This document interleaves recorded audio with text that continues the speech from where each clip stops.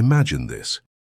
A young woman, once promised to the throne, now discarded like a broken piece of furniture, left behind in the shadows of a castle hall. The sound of her footsteps echoes through dark corridors. Each step reminds her she was never truly wanted. She was once the chosen bride, her future sealed with gold and jewels. Now, she's nothing more than a whisper in the wind, a woman rejected, her fate sealed, not by the king she hoped would love her, but by the soldiers who saw her only as a tool for their pleasure. This was the brutal truth for countless women in the medieval era, women whose lives were shattered by politics, power games, and the cold whims of men. Take Margaret of Anjou, for example.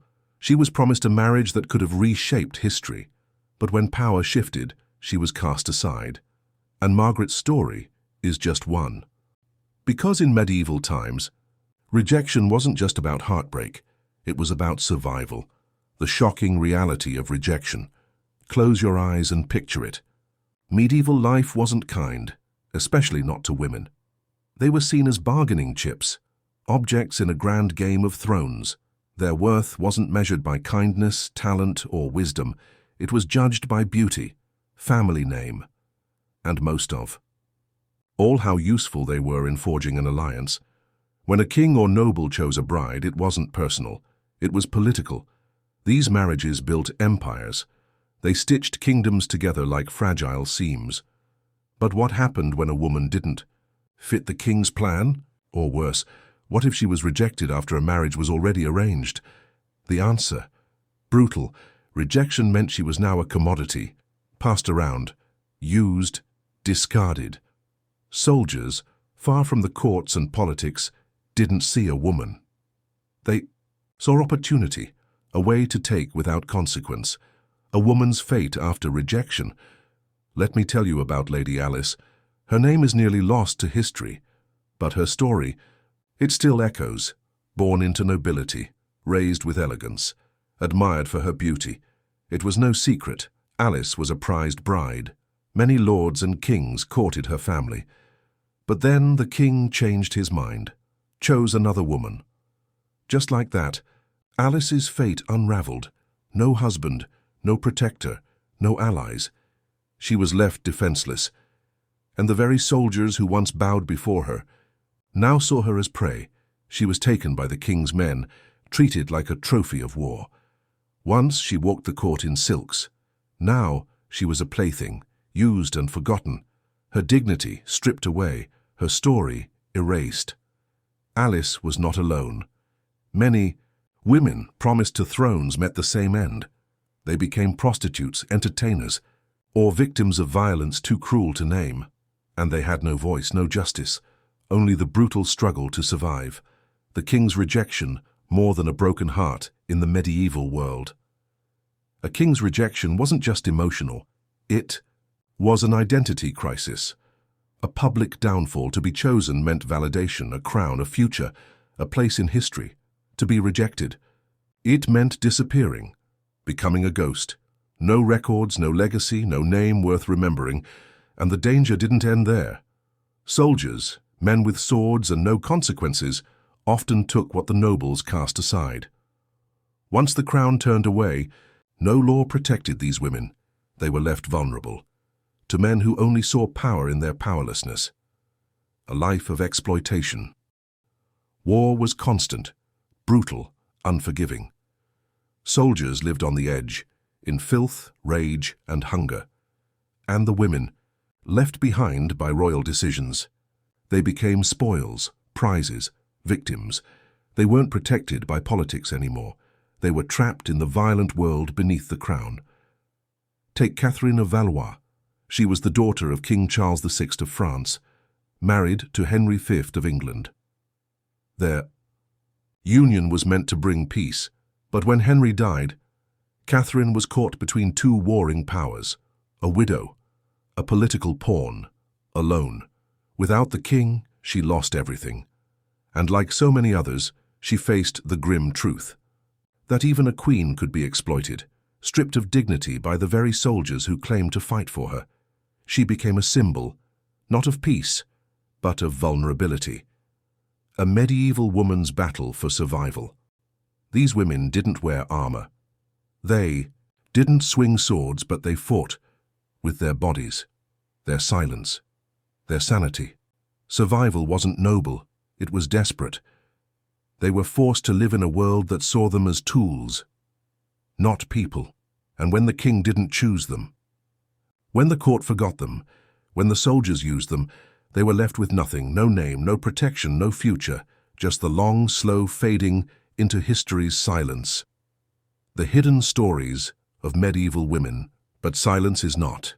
The same as erasure. Some stories remain, not in royal records, but in the shadows of old texts, in forgotten corners of dusty libraries. There, you'll find whispers, fragments, of women who dared to survive, of women who refused to be erased. They didn't wear crowns, they weren't praised in songs, but they lived, they endured. So the next time you hear of kings and battles, of crowns and conquests, remember them. The women who were discarded, the women who were forgotten, the women who suffered quietly. In the background of history, they were real, they mattered, and they deserve to be remembered. Let's go back to that cold, candle-lit castle hallway, the one where a woman walks, head bowed, dress trailing behind her like the last thread of her past life. She was almost a queen, almost respected, almost safe. But almost wasn't enough. Now she hears footsteps behind her, not of guards, but of soldiers, men without duty to her, men who only see what's been left behind. Men who taken because they know no one will stop them, and that's where her story truly begins. Not at the royal proposal, not in the fine silks, but in the moment she becomes invisible. No crown, no protection, no escape.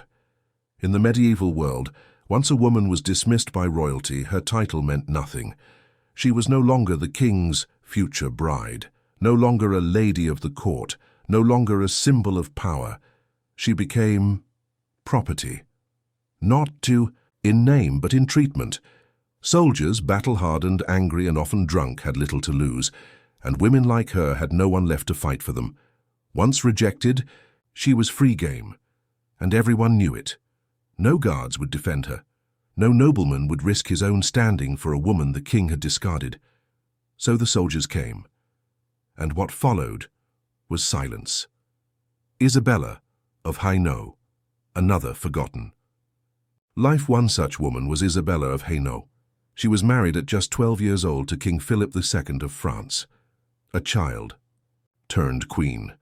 She did everything right, obeyed every rule, bore a son, secured the lineage. But when political tides turned, Philip tried to annul the marriage, cast her aside. And even though the annulment didn't succeed, the message was clear. She was replaceable. Behind the curtains of royal formality, Isabella endured humiliation, not just by her husband, but by the whispers in court, the cruel eyes of men who now saw her as weak, disposable, a tool no longer needed. She died young at just 20. Some say from childbirth complications. Others suspect it was heartbreak and stress. Either way, her story ends not with honor, but with silence. A marketplace of the rejected. The world outside the castle gates was no safer. In some towns, rejected women were literally sold. Yes, sold. Passed between brothels. Auctioned. Off to merchants. Gifted to soldiers as rewards for loyalty. Their only crime being discarded by power. These women were once promised crowns.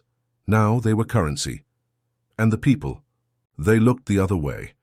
It was easier not to see. Easier to pretend it was fate or punishment. But it wasn't. It was cruelty. Systemic and silent. Surviving without a name. Most of these women don't have names we remember. They were not written about in history books. They didn't have statues built for them. No songs, no portraits. They simply vanished. A few became servants. Some wandered from town to town. Others, too broken to run, faded in place. But there are rare exceptions. One was a woman known only as Anneliese, found in a 13th century court record in northern Germany. She had once been engaged to a minor noble. The match was arranged, then cancelled when the nobleman married a richer heiress. Anneliese, ashamed and abandoned, was turned out of her family's estate. That same winter, she was discovered in a soldier's camp, pregnant, malnourished, and accused of stealing food. She pleaded with the court for mercy, explaining how she had been passed around the garrison just to survive. Her case was dismissed. Her name disappears from the records. She was likely executed or starved. But for a moment, in ink on a page, Anneliese was real. The silent power of fear. Rejection in those times was more than emotional pain. It was a sentence. The fear of being rejected, of falling from the king's favor, kept many women quiet, obedient. Even as they were mistreated, they learned to smile through humiliation, to nod through injustice, because they saw what happened to the women before them. They saw the bruises, heard the screams, watched the disappearances, and fear became the invisible chain. Even queens feared it. Even noble daughters, pampered since birth, knew it could. All vanish with a single choice, a single word, no. Were there any who fought back? Yes, but very few, and their stories were dangerous. One such story is that of Agnes Hainault, an English noblewoman from the late 14th century. She wasn't rejected by a king, but her tale shows how rare defiance was. When her father was challenged to a duel but fell ill, Agnes disguised herself in armor. She rode out in his place, fought, and won. Her identity was revealed afterward, causing both shock and admiration. But had she lost? She likely would have been punished, or worse. Agnes was lucky, brave, and clever. But her story is an exception, a flicker of light in a dark world of silence. The final blow, being forgotten. The ultimate punishment for these women wasn't rejection. It wasn't even the abuse, the violence, the betrayal. It was being forgotten. No name, no legacy, no memory. History books spoke of kings and their chosen brides, not the ones they left behind, the ones who waited, who begged, who screamed. They were scrubbed from the records, wiped away like they never existed. But they did. They walked castle halls. They wept in cold rooms. They endured the unendurable. And we are just beginning to listen. Conclusion: remember the unchosen. So the next time you hear of kings and castles, of royal weddings and noble bloodlines, remember the women who were nearly queens, who had dreams, only to be cast out. When power changed hands, they were not weak. They were not failures. They were victims of a world that never saw them as whole. And while history may have forgotten their names, we don't have to. Let their stories live, even in whispers, even in shadows, because to be remembered is to matter.